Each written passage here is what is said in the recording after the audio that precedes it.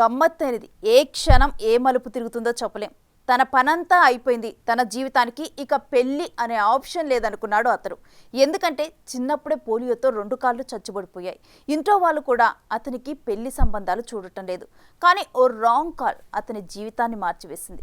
ఇంకా అంతే ఎడారే అనుకున్న అతని జీవితంలోకి వసంతం తోసుకుంటూ వచ్చింది. సినిమా స్టోరీని తలదన్నేలా ఉన్న స్టోరీని మీరు చూడండి.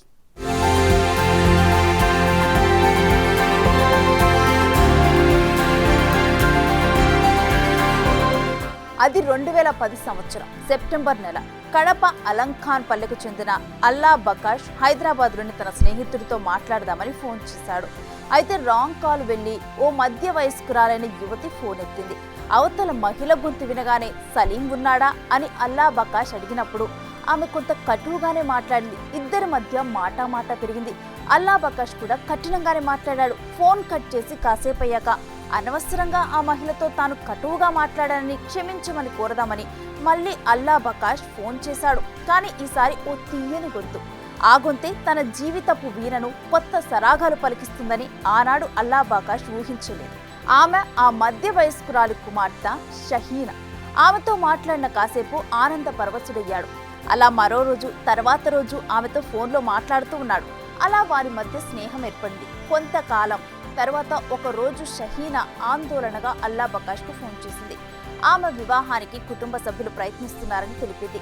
తనను వివాహం చేసుకోమని అతను ఆమె కోరినప్పుడు ఏం చేయాలో ఏం చెప్పాలో తెలియక అల్లా బకాష్ ఒక్కసారిగా షాక్ అయ్యాడు. అప్పటిదాకా స్నేహం కోసమే సాగుతున్న తమ పరిచయం ప్రేమగా మారుతుందని అల్లా బకాష్ కూడా ఊహించలేదు.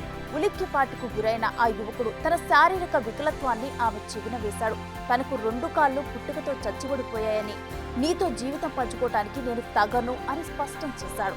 అయినా ఆమె మాట మార్చలేదు. నీ మనస్సును ప్రేమించాను తప్ప నీ శరీరాన్ని కాదు. ఆ దైవం ఎలా నిర్ణయిస్తే అలా అవుతుంది. వెంటనే బయలుదేరి విజయవాడ వచ్చి తనను తీసుకుపోవాలని కోరింది.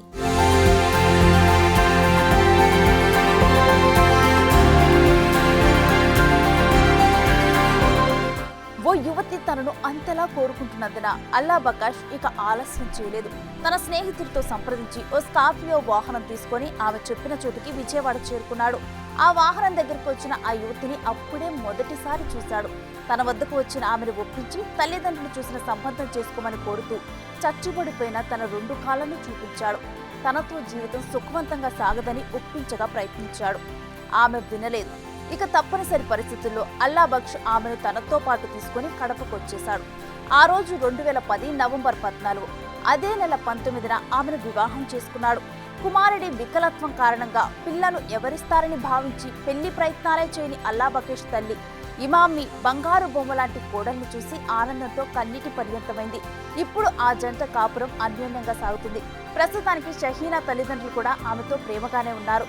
ప్రేమ గుడ్డిది అనే సామెత వీరిని చూసే పుట్టిందేమో అనేంత అన్యోన్యంగా ఉంది ఈ జంట. ఏమైనా అల్లా బకేష్ ని పెళ్లి చేసుకున్న ఆ యువతి మనసు చాలా గొప్పదంటున్నారు తెలిసిన వారందరూ. అల్లా బకేష్ కుటుంబం కలకాలం ఇలానే ఆనందంగా ఉండాలని మనము కోరుకుందాం.